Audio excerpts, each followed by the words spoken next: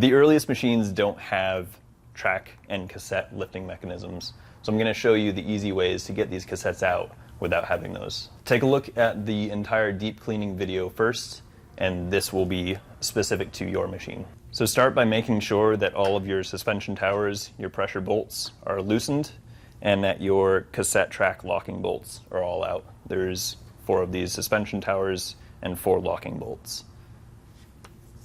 Use a clamp on this side. I think about a 6-inch clamp would do it for you. Clamp around the upper part of the upper motor mount and around the top of the frame. And all you have to do is squeeze that clamp, and you've got the pins lifted out of the cassette. So now we're on the opposite side of the machine, the side without the motor. Use at least a 12-inch long toggle clamp to lift this side. It's a little bit trickier than the other side because you don't have a smooth surface to grab onto. But try to grab onto the lower part of this cassette track, and again, reacting against the top of your frame. As you squeeze the clamp to lift up, also be pushing in on the bottom of this clamp, and that will get you a secure position to hold that cassette track up. One more thing to mention before lifting these tracks is that make sure your coupler is decoupled as well. Now that you have both tracks up with these toggle clamps, this cassette rolls right out.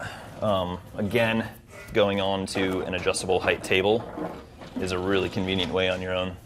So the easiest way to remove the lower cassette is to use a pry bar to lift it up and then spacers to hold that position. This is specifically for a one-person job.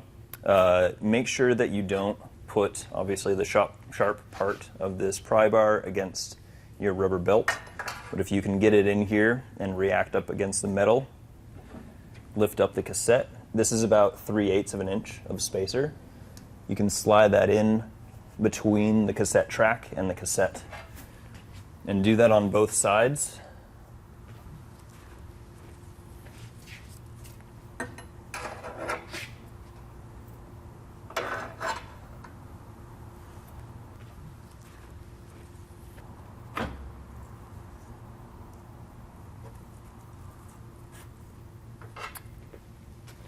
Once you have both spacers on both sides, you can then spin around to the back and lift and pull out the cassette. So with the front of the cassette lifted, you can come in here and lift up the rear of the cassette and pull it towards you and off of the pins.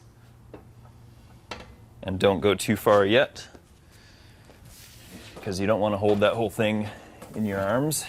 Bring in your table, and you can roll it onto your table. And that's removal. Install is just the reverse of all of that. Line up your cassette. Your best bet of making this all go smoothly is to line this up perfectly from the start. And so spend the time to do that before you start rolling this in. Get your table at the right height to clear the pins in the front and push the cassette in as far as it'll go, and then you'll have to go to the front of the machine and insert your spacers. Back at the front of the machine, do the same thing that you did earlier by prying up on the cassette and avoiding touching the rubber. Set your spacers in and do that on both sides.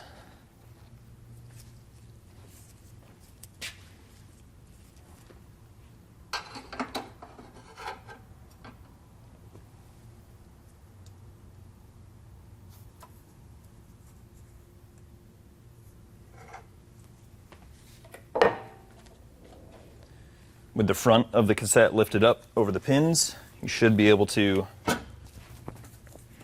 slide it in.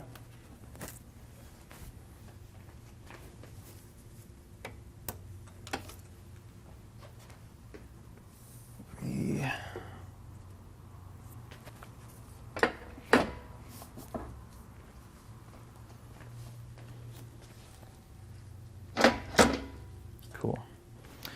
And then you'll have to remove your spacers if they didn't fall out on their own.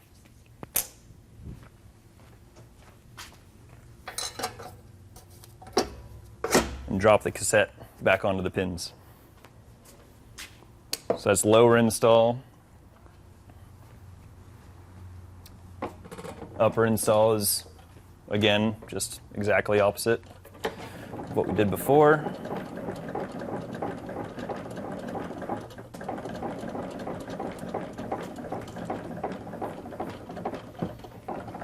And again, aligning this to start is going to make your life a lot easier.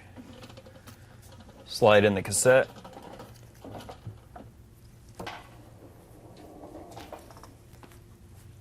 Line up your pins.